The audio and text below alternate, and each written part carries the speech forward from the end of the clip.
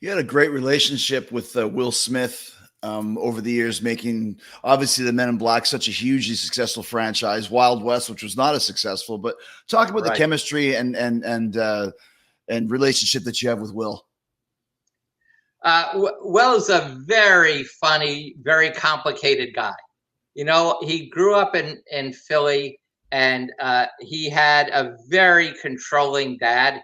He would make Will and his brother Harry build this wall every summer, and then he would knock it down and make them rebuild it again. And so Will, I loved working with Will.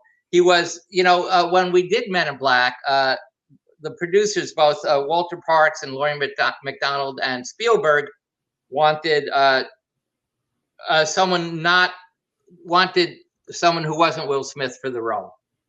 And my wife Sweetie had read the script. They wanted Chris O'Donnell, who's a very good actor, but Sweetie said Will Smith, so I had to get Will Smith. And I had to meet Chris for dinner and tell him what a terrible script it was and what a bad director I was, so that I got Chris to pass on it. Again, Chris is a great actor, and I worked with him on a few days on a movie called Men Don't Leave that Paul Brickman directed. That was fantastic. But I got Will to fly out to East Hampton, where Spielberg spends the summers and where I lived for 30 years.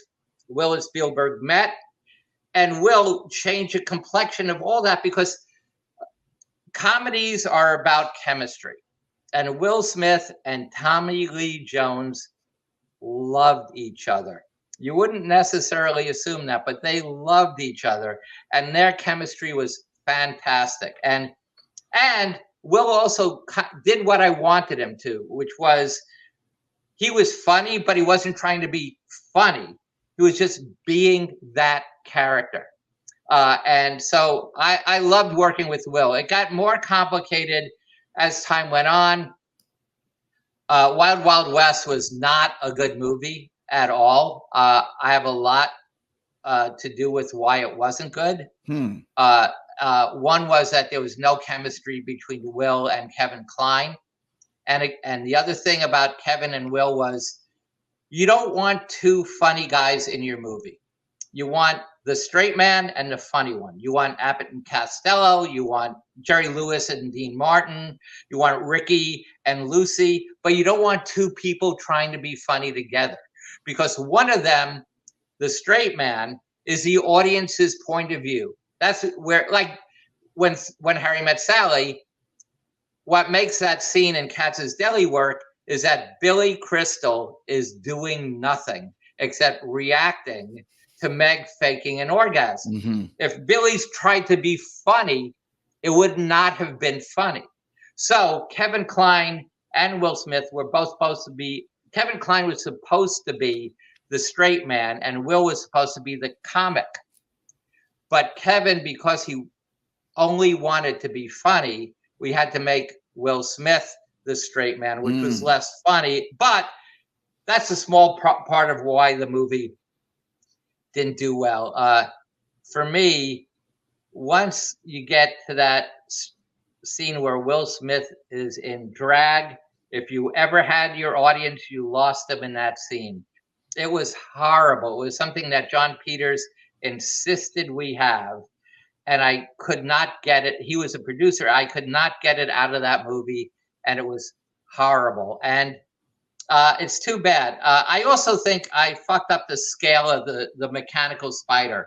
I think not enough people knew that it was based on this TV show called Wild Wild West, which was both cowboys and fantasy, science fiction. And I think I made the spider way too big and took the audience out of the movie. So there are so many things I did wrong on that movie. And I think Will was embarrassed by that movie. And that hurt our relationship a great deal after that movie. We never quite recovered. It's interesting. Kevin Smith told a story. I guess at one point he was up for possibly directing and talking to John Peters about the giant spider, that John was insistent it has to have the giant spider. And Kevin was like, how are we going to shoot the giant spider? I don't care. I just need the giant spider. And what's another thing? You have to abide by what the producer wants sometimes. even if it's completely ridiculous, but it's your job to make it the best you can. And sometimes you just can't even make it work. I have a Kevin Smith story if you want. Please.